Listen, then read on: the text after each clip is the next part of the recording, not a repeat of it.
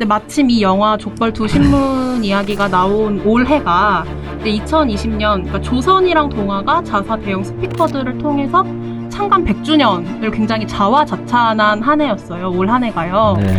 근데 뉴스타파의 이 다큐멘터리 족벌 같은 경우에는 그 조선 동아의 100년 역사 중에 흑역사를 정면으로 이제 다루고 있거든요. 네. 근데 이제 보면서 그런 생각이 드는 거죠. 두 거대 언론사, 한 것도 아니고 두 거대 언론사인 조선과 동아를 다룬다는 게 좀 쉽진 않았을 것 같다. 이런 생각이 들더라고요. 네. 조선일보가 이제 100년 전이죠. 네. 3월 5일 날 이제 창간했고, 이제 동아일보는 한 20여일 뒤, 4월 1일 날 창간했고, 그래서 그 이제 지난 100년, 중간에 폐반한 기간이 몇 년 있긴 하지만, 네. 근데 저도 100년 가까운 그 기간 동안 한국 현대사에 이제 각종 굴곡과 이제 함께 해온 신문들입니다. 얼마나 많은 이야기가 있겠습니까, 그죠? 그래서 이제 그들이 남긴 여러 족적들을 쭉 이제 살펴봤는데, 사실은 이제 이 신문들의 공과가 있기는 있어요. 공도 분명 있다. 그렇죠. 그런데 이제 공에 대해서는 자기들이 너무 말을 많이 했습니다, 이미. 네. 좀 전에 말씀하셨다시피 굉장히 큰 스피커로 한국에서 1, 2위 하는 그런 신문, 그 다음에 뭐 방송까지 거느리고, 그래서 뭐 대표적으로는 조선일보 같은 경우는 이제 진실의 소자, 네. 그런 이제 일면에 배치를 했죠. 그 다음에 뭐 동아일보 같은 경우는 더 나은 100년을 뭐 도모하겠다, 네. 뭐 그런 이야기를 했고, 그래서 이제 사실은 이제 좀 기대를 했었는데, 그래도 100년이니까 과거의 잘못 이런 거 좀 거에 대해서 사죄를 하지 않을까 기대했다고 이해될까요? 그렇죠. 그런데 이제 그런 게 전혀 없었고, 그래서 이제 그런 부분은 자기들이 충분히 했으니까 자기들이 제대로 이야기하지 않은 그런 이제 역사들, 의도를 했든 안 했든 감추고 싶어 한 네. 그런 이제 그네들의 그 모습 이면에 있는 그런 사실들, 이런 것들은 또 다른 측면에서 이제 기록에 분명히 남길 필요가 있다. 그렇게 이제 생각을 했고. 그러면은 관객들은 이 영화를 보고 좀 어떤 메시지를 받기를 원하셨는지. 메시지를 하면 사실 이제 동아 조선은 이제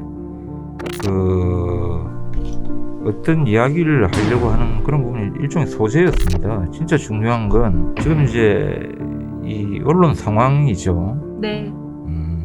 지금 우리 사회가 어쨌든 뭐 촛불혁명 이후에 그래도 뭔가 좀 나아간다는 그런 이제 기대들이 있었지 않습니까, 초기에. 네. 근데 그게 이제 점점 퇴색되고 뭔가 모르게 불안하고 혼란스럽고, 이 사회 자체가 이제 막 갈라져가지고 분열하고 갈등 반복, 그 다음에 가짜뉴스 이런 걸로 인한 뭐 확정 편향이라든지 이 굉장히 많은 문제들이 나타나고 있고, 이에 따라서 처음에 이제 우리가 가지고 왔던 그런 이제 계획 과제들, 그다음에 세상이 좀 더 나아질 것이라는 그런 기대들이 점점 무너지고 있는데, 자, 그렇다면 이런 이제 현상을 빚게 된 원인이 뭐냐?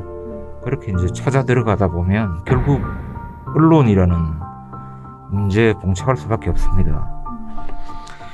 그러면 이제 과연 이제 현재 이제 언론 상황이 왜 이렇게 됐느냐? 그걸 또 거슬러 올라가다 보면 결국은 또 조선과 동아라는 굉장히 역사가 오래된 또 영향이 큰 이제 이 두 이제 미디어 기업 집단과 또 만날 수밖에 없거든요. 그래서 이제 어쨌든 이 영화는 지금 현재 어떤 이런 언론 생태계 시스템, 그다음에 언론 지형으로는 우리 사회가 한 발짝도 더 앞으로 나은 방향으로 진전할 수 없다, 그런 문제의식 때문에 언론 개혁의 문제를 다루려고 했고. 언론 개혁이. 그렇지. 조선 동아는 이제 결국은 언론 개혁의 일종의 걸림돌이 되고 있는 그런 존재이기 때문에 이제 중요한 소재가 된 거죠. 그럼 조금 더 주목하시고 이제 보실 부분들이 있는데, 이 이제 2시간 뭐 48분인데 이 전체를 이제 관통하는 하나의 이제 맥이 있는데, 그거는 뭐냐면 이제 두 신문의 경쟁입니다. 이 두 신문 이제 라이벌이잖아요, 일종의. 예전에는 사실 동아일보가 압도적으로 이제 1위였죠. 영향력이든 뭐 매출액이든 판매 부수든. 네. 근데 그게 이제 한 80년대 중반에 이제 그게 그 역전이 된다고 그럽니다.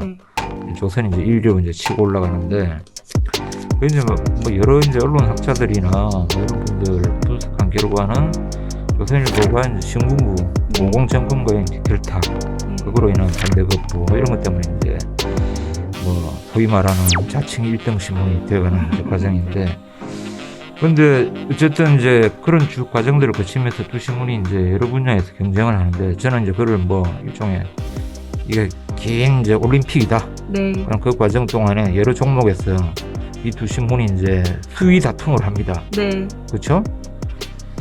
근데 이 종목들, 이 분야들이 사실은 이제 언론이 당연히 해야 될 그런 이제 좋은 경쟁이면 해야죠. 좋은 기사를 쓰기 위한 그런 경쟁이면 당연히 이제 바람직한 그런 경쟁인데, 매우 불행하게도 이제 언론이 해서는 안 될 그런 분야에 이제 경쟁을 한단 말입니다. 근데 그런 이제 경쟁하는 분야들이 이제 요소요소에 이제 배치가 되어 있습니다. 근데 그거를 이제 잘 보시면 그 1위를 향한 그런 이제 두 신문의 레이스, 네. 그런 이제 그 눈여겨 보시면 재밌는 부분들이 꽤 있겠죠. 네. 그 영화 대사 중에 이게 있습니다. 그 한 해직 언론이 법정에서 최후 진술하면서 이런 이제 걸레 같은 신문 방송을 보는 게 고문이다. 70년대 이야기인데 지금 들어도 전혀 이제 낯설지 않은 네. 그런 거죠. 그 언론을 보는 것 자체가 힘들다고 그럽니다, 요즘. 오히려 언론이 이제 사람들 위로해주고 희망과 뭐 이런 것들을 해주고 잘못된 부분은 잘 이제 따져주고 해야 되는데, 그래서 이제 어쨌든 언론 때문에 힘든 부분들은 어떻게 해야 되겠습니까? 언론을 바꿔나가야 되는 거죠. 언론을 바꾸는 수밖에 없죠. 근데 그거는 이제 언론의 수용자, 우리가 주체적인 수용자가 돼서 바꿔나가자. 그 메시지를 좀 강력히 담았습니다. 이 영화에 많이 봐주시기 바랍니다. 고맙습니다.